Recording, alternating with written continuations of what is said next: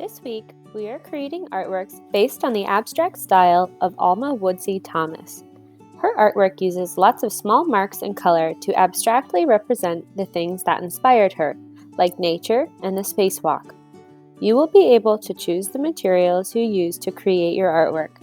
In this video, I will demonstrate how to complete this lesson in a few different materials.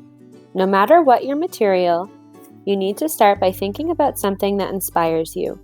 Is it the changing of the leaves, flowers in the evening sun, or something else more personal? Once you have your idea, grab your materials and get started.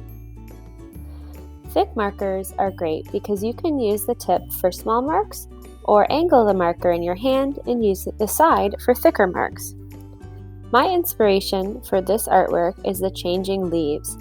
Fall is my favorite season, and I wanted to make my artwork represent all the different colored leaves I see on my way to school. I'm using the thick part of the marker to make vertical marks. These are my leaves. Here and there, I will use the tip to add smaller marks for variety. As I go along, I can switch colors and even put multiple colors side by side to show that not all the leaves are the same on one tree.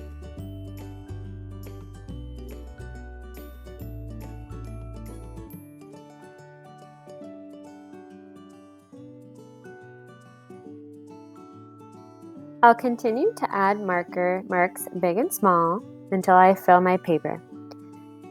You could even switch directions in your artwork like I did here to show the difference between the trees and the ground. You could also work circularly like Alma Thomas did in some of her artwork. The possibilities for this are endless.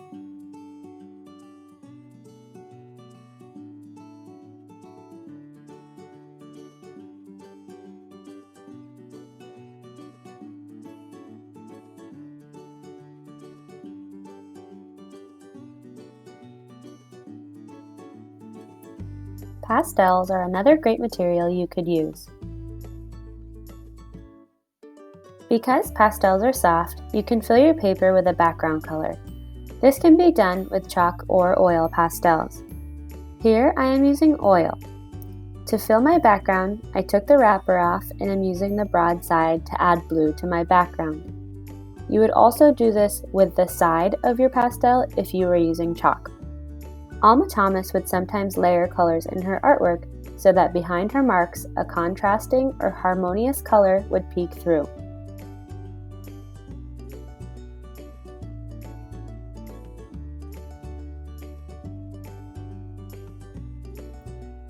After you've added a base color, you will start adding a variety of marks just like I demonstrated in the marker section. Another nice thing about pastels is that you can overlap colors a little easier than with markers, and the colors won't bleed into each other. Keep going until you have filled your paper with marks.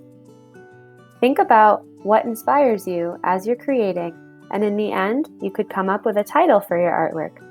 I was inspired by day and night, and therefore I called this one Day and Night.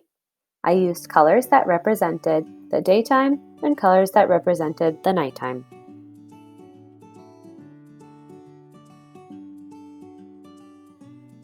Paint is another material that you could use to complete this artwork. Because there are many types of paint that you use in different ways, I'm not going to demonstrate here how to use this material, but you would follow the same basic steps given in the marker and pastel section.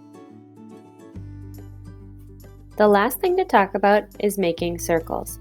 If you want your artwork to be circular, all you need to do is find something round and trace it.